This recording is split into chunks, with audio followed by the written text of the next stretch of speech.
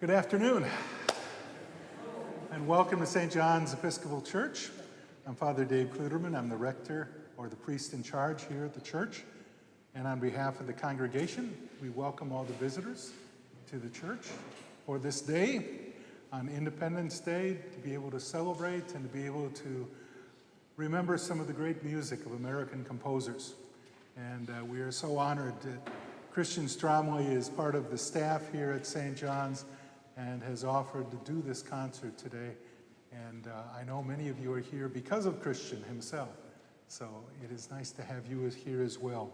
After the concert is over, you're all welcome to come into the hall. We have picnic food. We were going to have a picnic outside. Mother Nature didn't necessarily think that was the best idea. So we're going to be inside, and that way you can hear the rain falling if it's falling and still stay dry. So, but now let us all welcome and say thank you to Christian for being here and providing us with this concert tonight.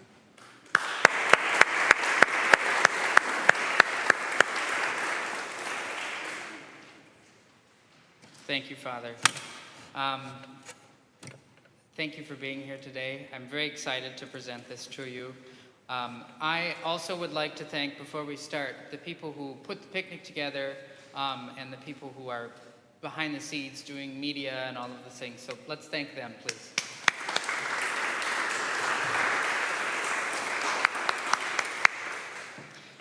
Just a note before I get started. When I was programming music for this concert, I decided that I wanted to highlight mainly composers from the United States and North America, and I snuck a Central American composer in there too. However, you will notice in your program, I just mentioned, there's a composer from Mexico, there's a composer from Canada, and there's even composers from Germany and Korea. The decision to include a composer from Germany and another from Korea was almost by accident. I chose these pieces because of their significance to the program, and these composers just so happen to be from other countries. I'll talk more on that later. This also highlights the fact that the United States is made of immigrants from many cultures and backgrounds, and I hope you enjoy. The first piece is by a German composer. I know what you're thinking. Why on earth would he start the concert with a German composer highlighting music from America? Paul Fey is quite an accomplished composer for his age. He's actually 26, he's my age. Having done multiple tours in many countries, including the United States, he has also written many books for various times of the church year and books of concert music. March Jubilant is inspired by the Star-Spangled Banner, so I only thought it fitting to program this piece as the first piece on the program. After his piece, I will also play the Star-Spangled Banner after a very short introduction. Then we can kind of see similarities and stuff there. You're welcome to sing along if you wish. Please enjoy these first two pieces.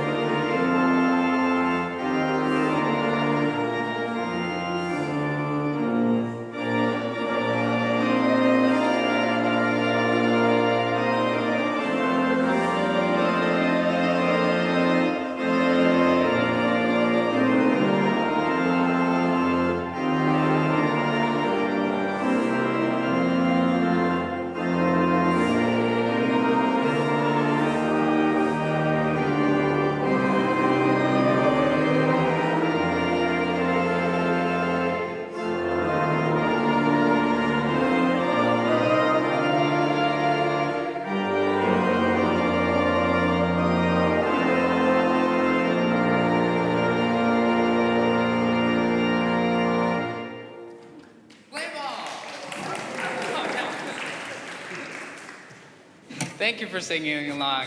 I know it might be a bit of a weird feeling singing that in a church, but we're in a beautiful space. We have a beautiful instrument.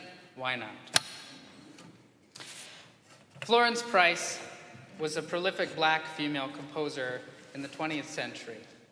Price pushed the boundaries of what it meant to be a black female composer in the United States. She was the first black woman to have a major work premiered by an orchestra in the United States. In 1933, when her symphonic work was premiered, she remained unnamed in the program as the United States was still deeply segregated. However, that did not stop the music critic from the Chicago Daily News. But did you get him? She got him. Wasp? Wasp. Now you don't have to worry about it. Page turners are good for more than one thing, you know? Anyway. That did not stop the music critic from the Chicago Daily News from stating that her work was a faultless work, a work that speaks its own message with restraint and yet with passion, worthy of a place in the regular symphonic repertoire. Her works often follow European classical style with African American spiritual and folk tune influence. You will hear these influences in this next piece. Price takes us on a journey, exploring the different colors of this instrument through 4 movements. Her knowledge of the organ is fully present in this work especially, using the instrument to its full capabilities. Please enjoy Florence Price's Suite No. 1 for organ.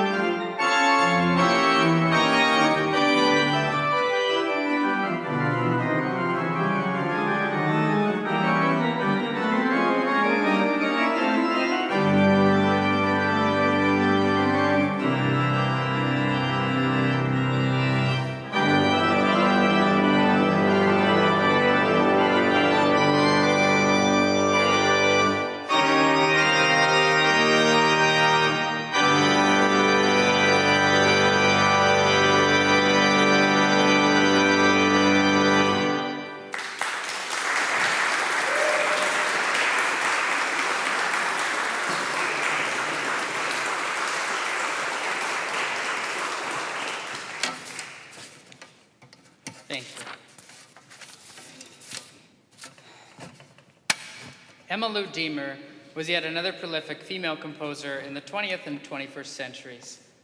Her tenures have included the University of Maryland, the University of California, Santa Barbara, and many other institutions and churches.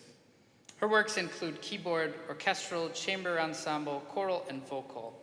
A giant in the music world, Deemer was quite often pushing the boundaries of classical music and what it could sound like. Yet, some of her works are quite tonal.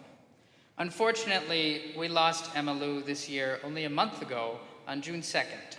She was 96. This piece may sound familiar to you, to some of you, as it's based on the hymn tune Hanky, or more commonly known, I Love to Tell the Story. The melody remains completely tonal through the piece, yet the accompaniment likes to wander. This showcases well how Deemer wrote. Please enjoy this simple yet beautiful arrangement of I Love to Tell the Story, and I'd like to dedicate this piece today in Miss Deemer's memory.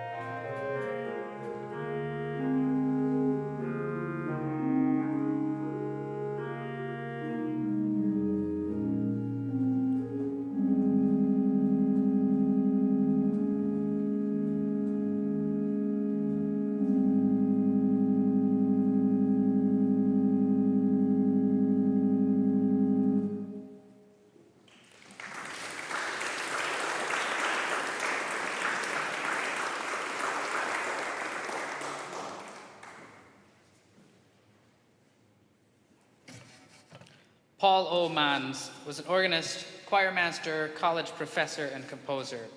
Mans studied organ and composition with Helmut Walke in Germany.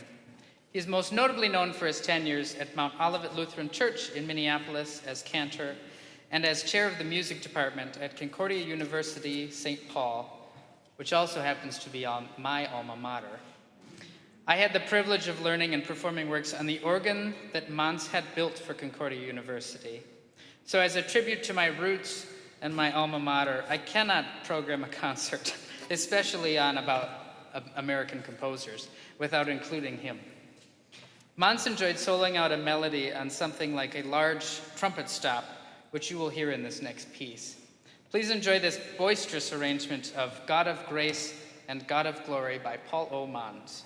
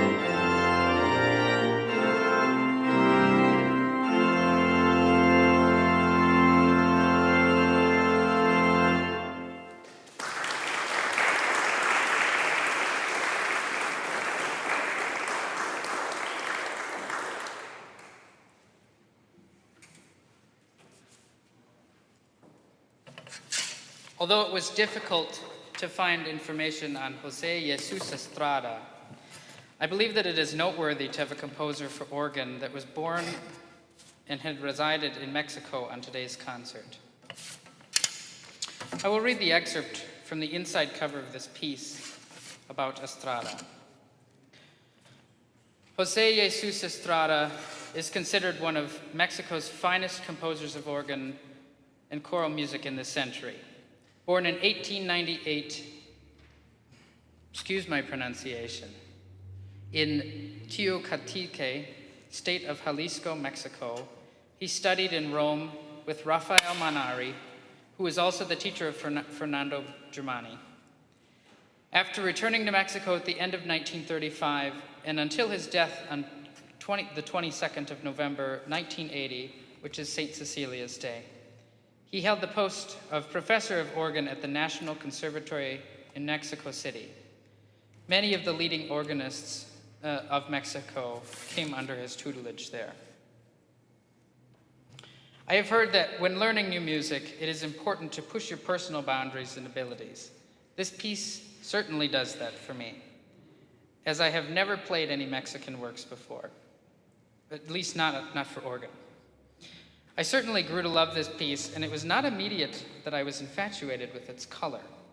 However, this is the piece that I may be most excited for on this concert. In this piece, you will certainly hear the Spanish and Mexican influences, especially showcasing once again our fabulous trumpet stop, but in a different way. Spanish organs are known for their fiery, robust trumpets. This organ was not built in Spain, rather England, but the color that Estrada was going for can still be achieved.